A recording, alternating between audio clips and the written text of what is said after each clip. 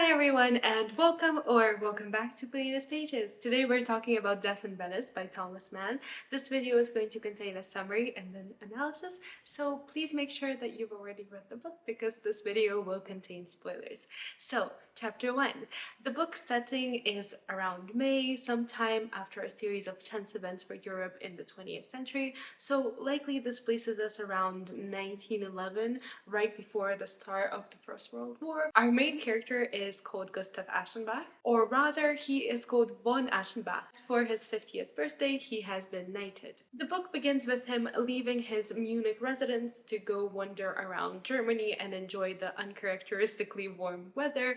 As he says, the lovely English gardens that smell pungent as an August, so it's a false midsummer. And the reason for his walking is that he is tired of writing and he wants to, refresh himself, wander around a little bit, get some fresh air. So he hopes that the warm weather will restore him. But actually, the warm weather is a sign of foreshadowing because he's about to experience something that he has never has before.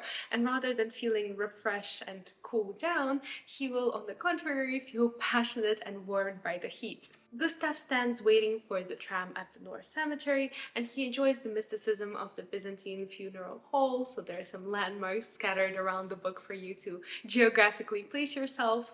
And then he's suddenly startled from his reverie, and his thoughts are diverged by an unusual looking man. So this is what I mean when I say it's foreshadowing of the passion that's about to come, because let's read this description of the man that he sees. The man is, quote, of medium height, thin, smooth-shaven, and noticeably pug-nosed. The man belonged to the red hair type and possessed the appropriate milky freckled complexion.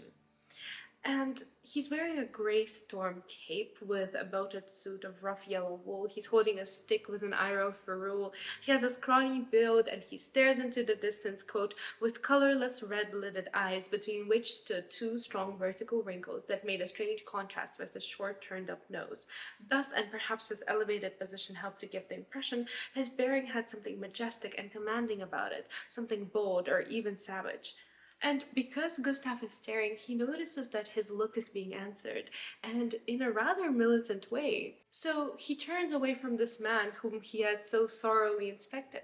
Notice how much detail he has paid attention to. He has noticed the clothes that he's wearing, this gray suit. He has noticed his complexion, that he has red hair. And red hair was believed to be a sign of misfortune, slightly cursed. So there's something demonic about this man. And at that instance, he's suddenly overwhelmed by this vision, I can say. This happens to him several times throughout the novel, that he has these visions. So I think it's important to note that this particular one is prompted by this man of slightly demonic appearance. So the vision is as follows. He finds himself under some sort of spiritual influence. He was quite astonished to note a peculiar inner expansion, a kind of roving unrest, a youthful longing after far-off places, a feeling so vivid, so new, or so long dormant and neglected, that with his hands behind his back and his eyes on the ground, he came to a sudden stop and peered into the nature and purport of this emotion.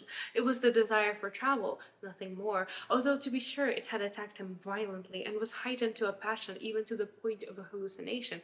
His yearnings took visual form. His imagination, still infirm from his hours of work, actually pictured all the marvels and terrors of a manifold world which it was suddenly struggling to conceive. So Gustav starts thinking about these tropical swamps, these landscapes, these palm trees, these exotic birds, and he even pictures this crouching tiger that's amongst this grass. So he has this desire for travel which he has never felt before. He sees it in this man of demonic appearance, and is it then a foreshadowing of the love that will overwhelm him that's to come in the later chapters about Venice? I don't know, but for me the symbolism of a crouching tiger is also important. The tiger is crouching. He's described as having glinting eyes and, quote, he felt his heart knock with fear and with puzzled desires. And then just as soon as he has this vision of a tiger, just as soon as he experiences this craving, perhaps for the man, perhaps he's demonic in appearance because homosexuality is frowned upon, we don't know, but the moment that he sees this man, he feels this desire for passion. The moment he sees it, he feels that he wants to be transported to somewhere new, to somewhere where perhaps he doesn't want to admit, but where his desires and his cravings are considered normal.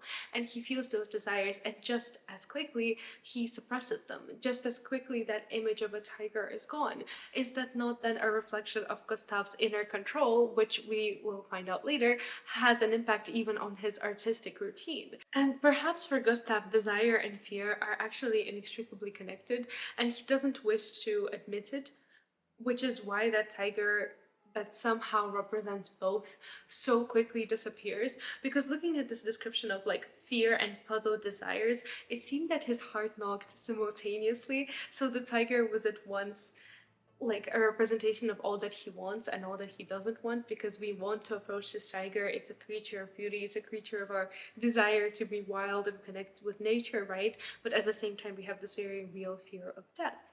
And I think it's specifically this image of a tiger because it's such a majestic creature, because in this crouching tiger, we see the beauty of a leap that is at once so graceful and so deadly. And it's that leap of fear, that like leap of courage and that leap of bravery that I think makes Gustav's heart knock so fast, that makes him feel this adrenaline.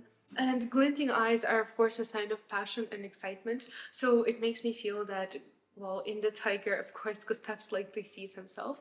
And perhaps this is looking into it too far, but like around 1876, we had this idea of criminality emerge in Lombroso's work, in L'Uomo Delinquente, like the criminal man.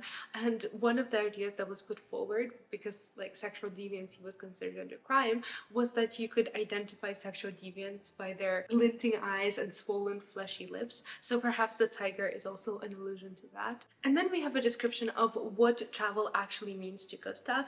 And before that, he used to think that he never actually wanted to leave Europe. He was never tempted to even, and especially now, because he feels that he's an artist on the decline and he has this pressure to realize himself and to kind of cheat time to make sure that society knows that it doesn't matter if he's old and aging, he's still capable of his artistic talents. And Death in Venice revolves a lot around the role of the artist specifically and the kind of pressures that the artist may feel. So I think that this is really important, that for him, who has never wanted to leave Europe before and he was so dedicated to his craft, we suddenly see that he realizes that there's a different side to himself that he hasn't explored before. It's this that perhaps unlocks other creativity inside of him. And he also associates himself with this spirit of restraint that was like this idea around Europe. So where Europe represents discipline and strictness, the rest of the world represents somewhat lax attitudes and free attitudes. So I think that here we also see the struggle of the artist, because his whole life he has been trained to think that, well, writing is a craft. You're about to see his routine, but really, like, you have to get up early, you have to commit yourself completely.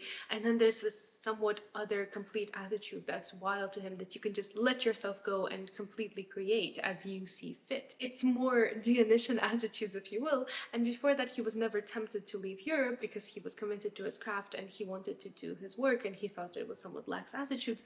But now he actually admits to himself that, quote, it was the urge to escape, he admitted to himself. This yearning for the new and the remote, this appetite for freedom, for unburdening, for forgetfulness, it was a pressure away from his work, from the steady drudgery of a coldly passionate service. To be sure, he loved this work and almost loved the enervating battle that was fought daily between a proud, tenacious will, so often tested, and this growing weariness which no one was to suspect and which must not betray itself in his production by any sign of weakness or negligence. But it seemed wise not to draw the bow over tightly and not to strangle by sheer obstinacy so strongly persistent an appetite. So this is a theme and an idea that we will come back to often, again and again, Gustav's discipline and what Mann has to say about discipline and artists in general. So Gustav is a man who's scrupulous, who wishes to see every single thing through. He feels that his craft should follow that same kind of attitude. And yet, he feels in possession of his craft. He's honored by this nation for his work and for his discipline and for setting an example to how it should be, but yet he's not content. Even with discipline, all these accolades, he feels that his work lacks, quote, those marks of fiery sportive emotionalism, which themselves the fruits of joy and more direct in their appeal than any depth of content, set the conditions for the delight of an appreciative public. In other words, he himself feels that his work doesn't have that special something, that living, breathing joy that we feel from literature, that excites us, that engages us. Littérature engagée, that feeling of a literature that drives us forward, that burning passion, that burning flame, that perhaps heat that we have seen earlier on in the false midsummer, that heat of a distant future which at once makes and breaks his craft. So nevertheless, he decides he does not want to stay in the familiar anymore. Perhaps because of this, perhaps because of the lack of fire and passion in his work. So he needs a break in a new direction to, quote, bring an element of freshness into the blood. And so he decides to travel. This first chapter serves as an introduction to Gustav and his habits and to the reasons for his travel. He decides to travel not for the tigers, of course, that sudden thought that had filled him with puzzlement and desires, but he thinks to himself, oh, one night on a sleeper train, some sort of positive, popular tourist resort, sounds quite positive, sounds quite nice. So he decides to set off for a couple nights at a nice touristy calm place, of course in Europe. We wouldn't want to stray too far. So it occurs to him to finally get on the tram, and he decides to look around for that man in the straw hat that had prompted him into this reverie, but he's nowhere to be found, quote, his whereabouts remained uncertain. And it's interesting once again to consider exactly what this man represents. Is he, in the Freudian interpretation, his id, his pleasure principle driving him forward while Gustav has lived forever in his super ego phase? Or is he just a man that attracts Gustav with his exotic clothes and burning eyes? Or maybe it's simply his refusal to admit that after his marriage to a woman has fallen apart, he's in need of something new. So for sure, we can never quite know exactly what this man represents. And it's also important to admit that, well, we can't for sure know whether it's really a projection of homosexual desires onto it, but for sure later on in the novel, he admits to himself that he loves this boy. So I do think it's fair to admit that this man is perhaps a mixture of all three. He is both this id, this pleasure principle, and he's both just someone that Gustav is physically attracted to, and he is also at once a representation of his suppressed desires that he hopes he will be able to express. So moving on to chapter 2. Chapter 2 tells us more about Gustav, the kind of man that he is, and more about his writer's craft, and also the kind of works he has written. And we see that it's quite wide. His verse is from Frederick of Prussia to the story of a man who has let his wife go to an adolescent lover, to even a treatise on art. Gustav is the son of a higher law official and was born in L, a city in Silesia. And although his father's generation have all been severe and steady government functionaries, it's his mother that's interesting. So his father's people have been people of discipline, people of structure, people who devote their lives completely to the king and the state, but his mother is the daughter of a bohemian bandmaster, which is why he is described as having, quote, sensuous blood. And this is perhaps an interesting bit of view onto genetics, the science of hereditary nature during Mann's time, because Gustav is described as, quote, a product of a marriage of sober, painstaking conscientiousness with impulses of a darker, more fiery nature, had an artist as its result, and this particular artist. So perhaps we could also interpret Gustav's fight between morality and discipline and pleasure as also a battle between the blood of his father, the strictness of his father and his German temperament, and also his mother, who's this wild bohemian spirit. So as an artist, he's constantly struggling. Again, you can also look at it from a Freudian interpretation between following in his father's example or in the giving in to his nature rather than nurture and following that of his mother. But what is common in both his father and his mother, Mann writes, is that both had a need for reputation, whether for reputation in the sphere of discipline or whether for reputation as this creative free spirit. So for Gustav, from the age of 10, he has been writing, he has been making a claim, and then let's talk about why, in Mann's view, Gustav has that acclaim. Equally removed from the banal and the eccentric, his talents were so constituted as to gain both the confidence of the general public and the admiring and exacting sympathy of the critical. Thus, even as a young man continually devoted to the pursuit of craftsmanship and that of no ordinary kind, he had never known the careless freedom of youth. When around 35 years of age, he had been taken ill in Vienna, one sharp observer said of him in company, "You see, Aschenbach has always lived like this," and the speaker contracted his fingers of his left hand into a fist, "never like this," and he let his open hand droop comfortably from the arm of his chair. That hit the mark, and the moral heroism of it was that he was not of a strong constitution, and though he was pledged by nature and to these steady efforts, he was not really born to them. So let's look at this description. So what makes an artist appreciated? When he can be appreciated both by the pretentious critic and kind of the eccentric, something that's not been done before, and both by the public who need something that's more general, who need something that's less art nouveau and more something that they're used to. So that's one insight from this. And the second insight is, of course, the description of Gustav in terms of whether he's a clenched fist or whether he's an open arm release sort of guy. And we see here that a clenched fist, well, it requires conscious effort. It requires for us to be constantly thinking of having our fist clenched like this, constantly engaging our muscles, constantly forcing ourselves to exert force. Our arm gets tired of it, but still we continue, because even if we get distracted just for a moment, oh look, there's a bird, our hand naturally unfolds. It's not something that you can unconsciously control. You have to make a conscious effort. So likewise, instead of just letting his art run its course, he physically drives up the force. He physically forces himself to create through, well, by one mean, through his rigorous discipline. And we find out that he does this even though he's not really meant to, even though his mother's blood is weaker or maybe stronger in this regard. He's not really supposed to be all disciplined, and in fact it's because his health doesn't exactly permit him. In fact, as a child he was so sick that he was homeschooled for a period of time, and he realized that apparently during this period he lacked this physical structure to win this race for acclaim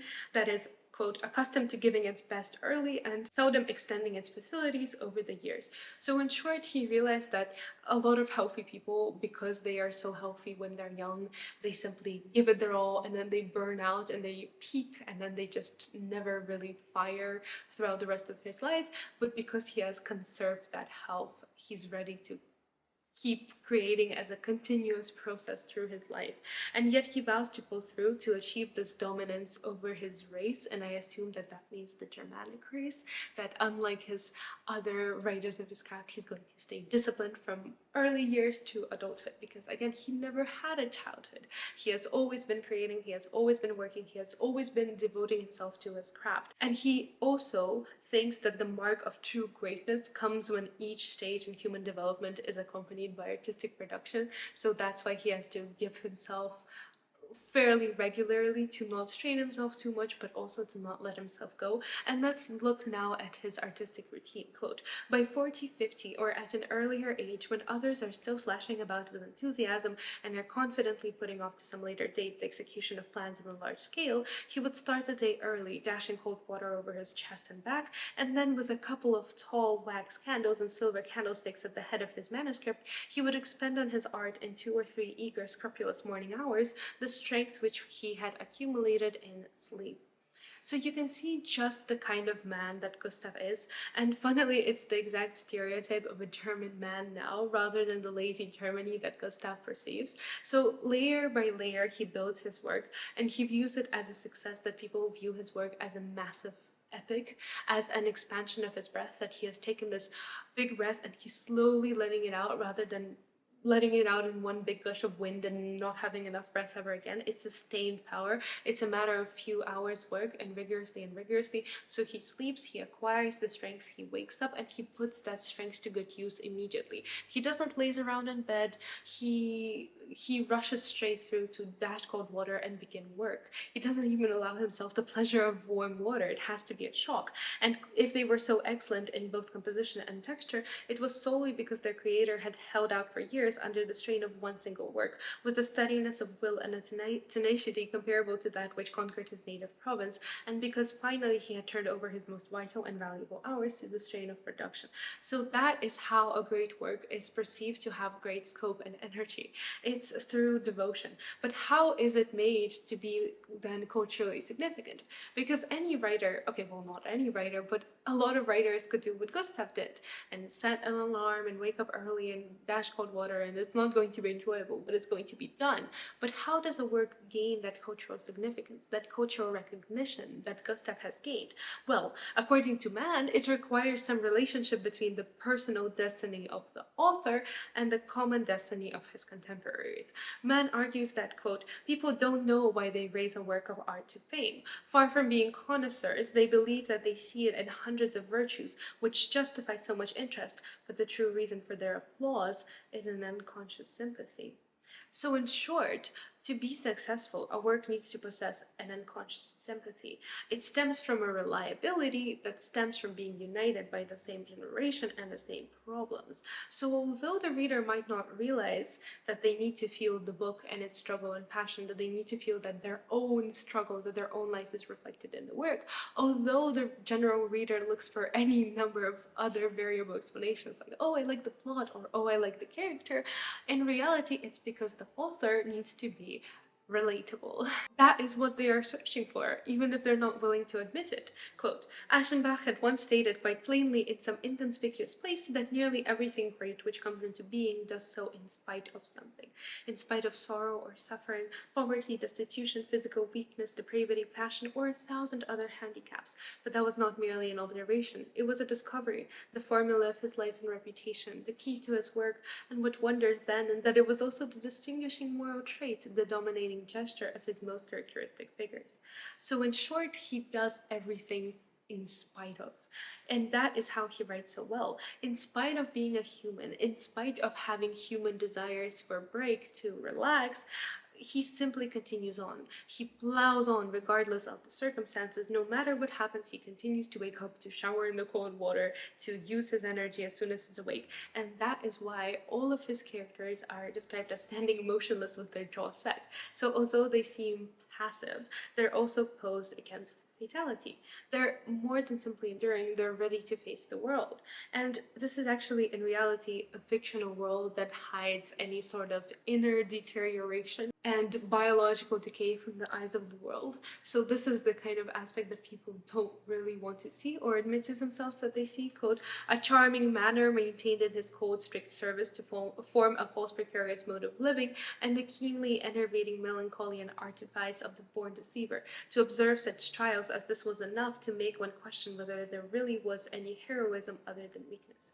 We've had this long description of Gustav and what he does, of the kind of things that may make a work more culturally significant, but we also see that there is a very real and very valid criticism here, an argument against such behavior. In fact, there seems to be a claim that really we need to do the opposite, to not just be decaying, that we need to live, to be weak, to be flexible. So rather than these heroes and of myths who seem so artificial because they are constantly plowing on, just like Gustav, we should allow ourselves to be human, to really feel and to act as we feel we ought. I think Mann links this to the time, the kind of atmosphere that people might have felt around the early beginning of the 20th century, amidst all these conflicts like the Balkan Wars and all of these other various conflicts of land, nationalism, and patriotism, really. This conflict that people felt, this moral exhaustion, because Gustav is the one poet among the many workers on the verge of exhaustion, the overburdened, the used up, that lingers on. In short, all those moralists of production who delicately build and destitute of means can rely for a time at least on willpower and the shrewd husbandry of their resources to secure the effect of greatness. There are many such. They are the heroes of the period, and they all found themselves in his works. Here they were indeed upheld, intensified, applauded. They were grateful to him. They acclaimed him. So that's why Gustav's work is so culturally significant, because it's relatable to his generation. They're all tired, they're all used up, and they're all like Gustav, continuing on into a world where they don't they don't even know why they're continuing on, really. They're tired, they're exhausted from life, and yet still they continue with that determination, with that European restraint, as he himself calls it. So, in short, Gustav is deluding himself in thinking that they can live on forever with willpower alone and their talent to secure greatness. They can certainly rely on this for a time, but they're always on the verge of exhaustion because they're not actually built for this kind of life. Like Gustav with his delicate constitution, with his ill health, with his like, he's going to come to a breaking point, that breaking point which we will see in Venice. So his generation is just like Gustav, and that's perhaps why they're all so unsatisfied, and why Gustav can finally admit to himself that, yeah, he's not exactly satisfied.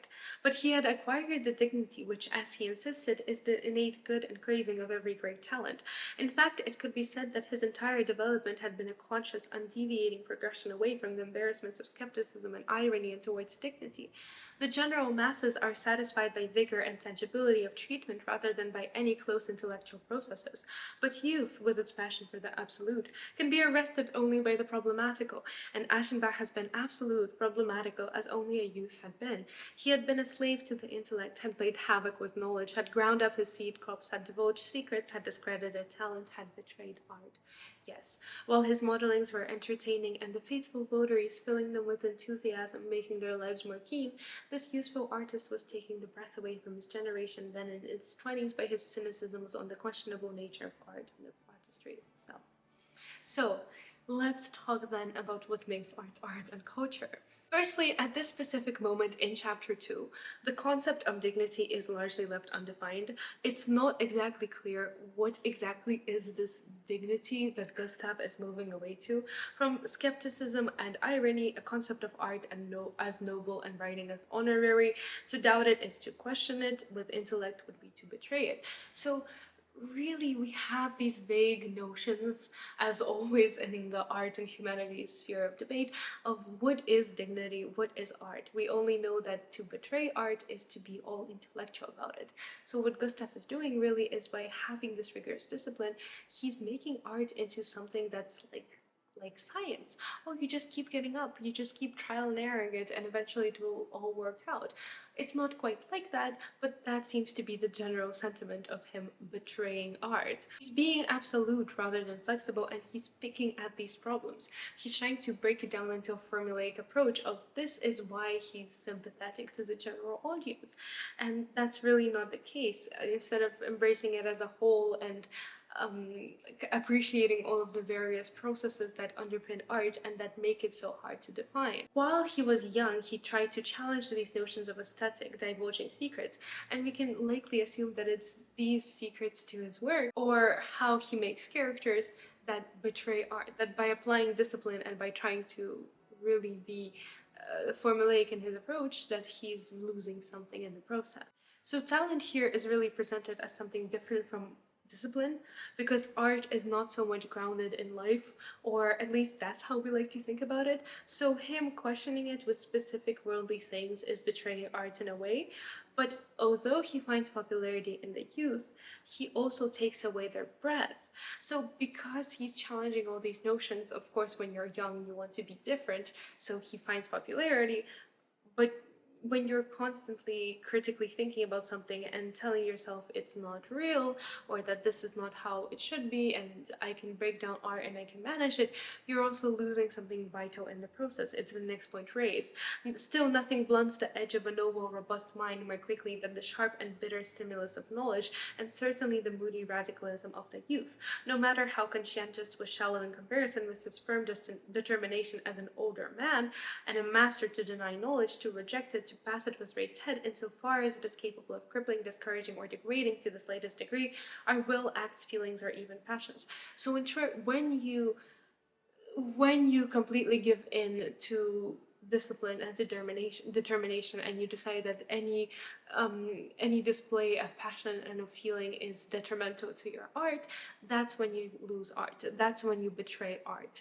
Is essentially the idea if I compress an entire chapter's worth into one sentence. And we'll do a little summary at the end because these first two chapters are very heavy on these ideas of art and aestheticism. But yet when he ages, he slowly moves towards somehow also embracing the wills and passions, or realizing that he should at least. And then there's a description of how in his youth he did like try to suppress all his passion, and he maybe made it too much, but now he's realizing that he's moved into a different stage in his artistic progression of stages and foundations, and that he believes it's only chronic vagabonds who will find it boring that his work has changed from this fiery speeches of youth. He moves into a stage where he becomes formal and disciplined to find that spirit and power and honor. And again, none of this is defined, which perhaps makes this a work that, in my opinion, is quite inaccessible, because you are left to think and to reflect on a lot of these concepts, and it's so open to interpretation exactly what these concepts mean, because we talk a lot about Gustav and his morality during the stage, but really moral and immoral and immorality, it all blurs into one thing for him. So he, because of this decision that he will move into the stage of honor, something official and didactic creeps into his style as an old man, which is different from his style as a young man, and fought shy of any abruptness and boldness, any subtle and unexpected shadings. So again, when you're youthful, you give in to all of these desires. You're more keen to let yourself go, to let yourself live more freely, and it adds nuance to his works. And instead now, he inclined towards the fixed and standardized, the conventionally elegant, the conservative. So it's that shift away from a young man who, even with ill health, has given away to discipline, but still had that something passionate in him, to a man who has been completely drained out. There's nothing that really remains from his youth.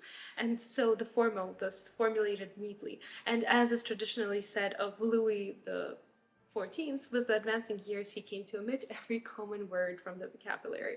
And about this time, it happened that the educational authorities included selected pages by him in their prescribed school readings.